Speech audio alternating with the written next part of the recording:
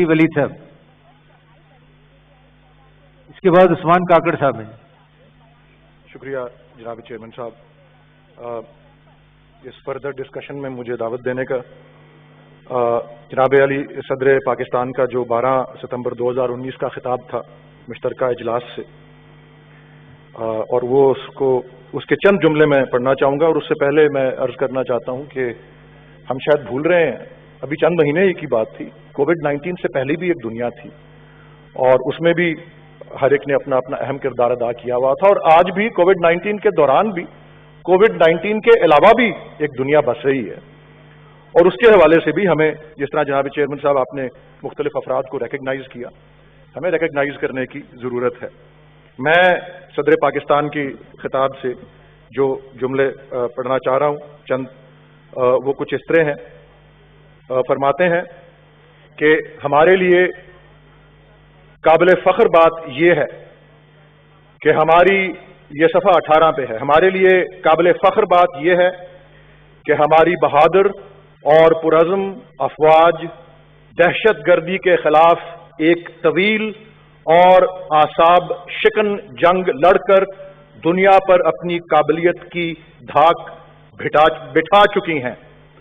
ہماری افواج وطن کے تحفظ کے لیے جو قربانیاں دے رہی ہیں، اس کی کوئی دوسری مثال موجود نہیں ہے. میں اپنی قابل فخر اور بہادر افواج کو سلام پیش کرتا ہوں اور یقین دلاتا ہوں کہ پوری قوم وطن عزیز کے دفاع اور سلامتی کے لیے ان کے شانہ بشانہ کھڑی ہے.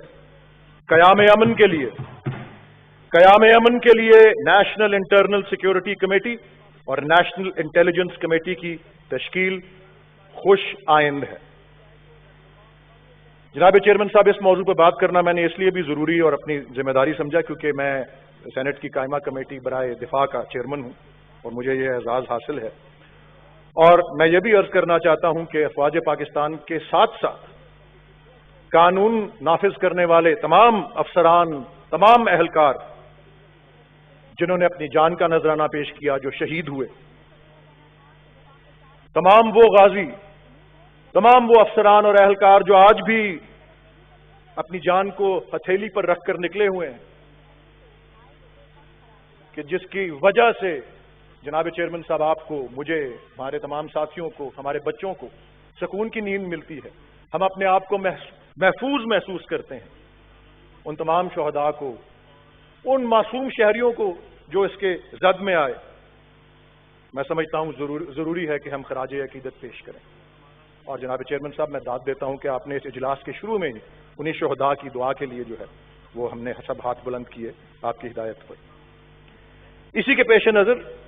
ایک بڑا اہم جو اس کا عنصر ہے جناب چیئرمین صاحب، وہ یہ ہے کہ فروری 2020 میں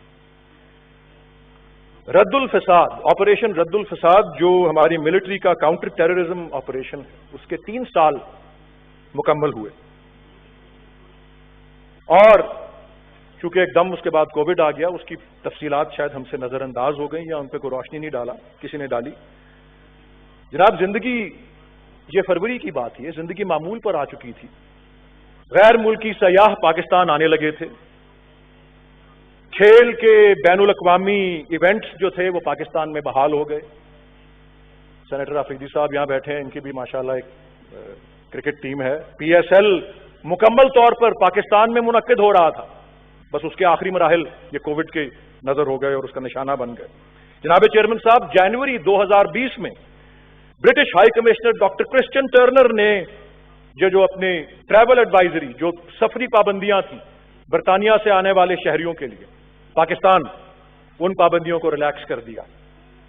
اور کیا کہتے ہوئے، and I quote, he said credit goes to the hard work of the government of Pakistan in delivering improved security over the past 5 years since 2015. جناب علی، 2018 میں برٹش بیک پیکرز ایسوسی ایشن نے پاکستان کو رینک کیا as the world's top adventure travel destination. Describe کیا پاکستان کو as one of the فرینڈلیسٹ countries in the world with mountain scenery beyond any ones وائلڈسٹ imagination. جناب چیئرمین صاحب، 2019 میں فوربز نے رینک کیا پاکستان کو as one of the coolest places to visit. World economic forum की travel and कम्पेटिटिवनेस report ने पाकिस्तान को top 25 countries में प्लेस किया of world heritage sites ranging from mangroves to the Indus valley civilisation including Mohenjo-daro and Harappa. जनाब आली, इसी साल के शुरू में यूनाइटेड स्टेट्स ने अपनी ट्रैवल रिस्ट्रिक्शंस को रिलैक्स किया। यूनाइटेड नेशंस ने पाकिस्तान को, इस्लामाबाद को डिक्लेयर किया as a family station for its personal जिनको यहां पोस्टिंग करते हैं after evaluating the security situation. British Airways ने अपनी परवाजों को बहाल कर दिया बहुत से 8-10 साल 12 साल जो मैरियट का इंसिडेंट हुआ था उसके बाद। ये किसके एफर्ट्स थे? ये हमारे उन बहादुर लॉ एनफोर्सिंग एजेंसीज के, हमारी पैरामिलिट्री फोर्सेस के, हमारे अफवाज के। और जनाब आली, ये जो 22 जनवरी 2020 को जब 3 साल ऑपरेशन रद्दुल फसाद के मुकम्मल हुए, और I have to mention here कि रद्दुल फसाद में हमारी अफवाज के, हमारी आर्म्ड फोर्सेस के तमाम विंग्स के साथ साथ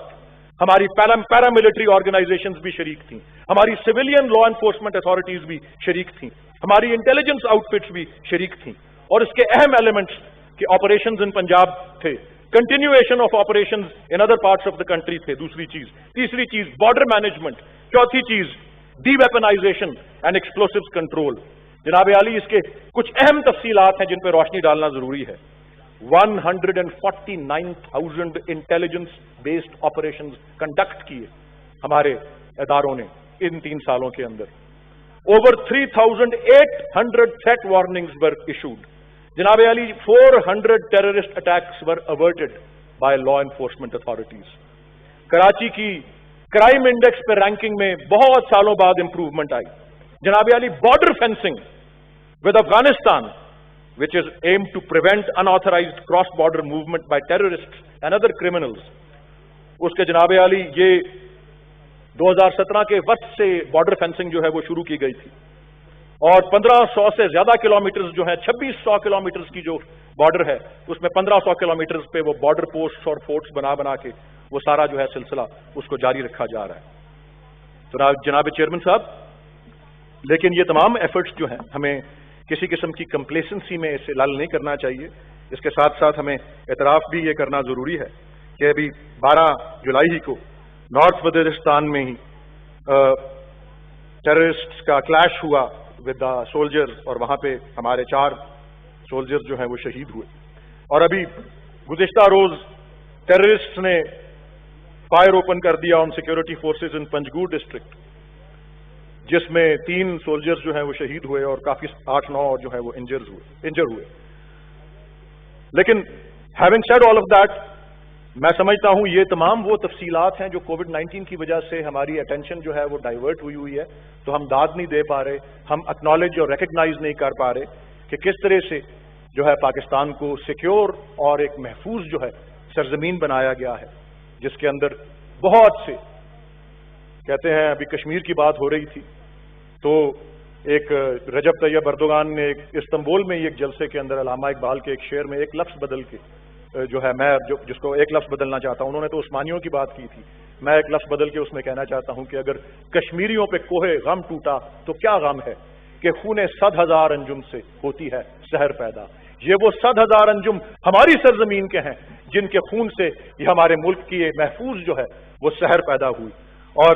शहरी रहमान साहिबा ने बड़ी तफसील से जो है वो बात की कि जो मोदी सरकार ने, और अभी गफूर हैदरी साहब ने भी मोदी सरकार के हवाले से जो बात की, मैं ये अर्ज करना चाहता हूं कि मोदी सरकार जो मजालिम ढा रही है, कश्मीर के अलावा जो शहरियत का कानून उसने मंजूर किया और जिसको नाफिज करने की कोशिश की है,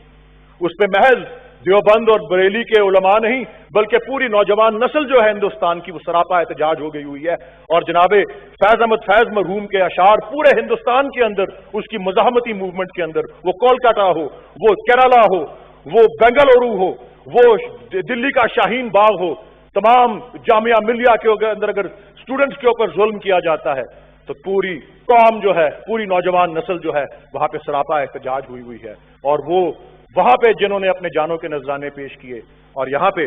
जिन्होंने अपनी जानों के नजराने पेश किए इस मुल्क को महफूज बनाने के लिए, मैं वही फैज अहमद फैज के अशार से اس ہاؤس کے سامنے پیش کر کے اپنی گفتگو کو مکمل کروں گا، اور یہ انہی کی نظر کرتا ہوں، ان شہداء کی اور ان غازیوں کی جو اس مزاحمت کے اندر اور اس ملک کو اور اس خطے کو پرامن اور ظلم سے آزاد بنانے کے لیے کھڑے ہوئے ہیں، کہ ہم دیکھیں گے، لازم ہے کہ ہم بھی دیکھیں گے وہ دن کہ جس کا وعدہ ہے، ہم دیکھیں گے جو لوح ازل میں لکھا ہے، ہم دیکھیں گے جب ظلم و ستم کے کوہ گراں روئی کی طرح اڑ جائیں گے، ہم محکوموں کے پاؤں تلے یہ دھرتی دھڑ دھڑ دھڑکے گی، اور اہل حکم کے سر اوپر جب بجلی کڑ کڑ کڑکے گی، جب عرض خدا کے کعبے سے سب اٹھوائے جائیں گے، ہم اہل صفا مردود حرم مسند پہ بٹھائے جائیں گے، سب تاج اچھالے جائیں گے، سب تخت گرائے جائیں گے، اور نام رہے گا اللہ کا جو غائب بھی ہے، حاضر بھی، جو ناظر بھی ہے، منظر بھی، اور اٹھے گا انالحق کا نعرہ جو میں بھی ہوں اور تم بھی ہو، اور راج کرے گی خلق خدا جو میں بھی ہوں اور تم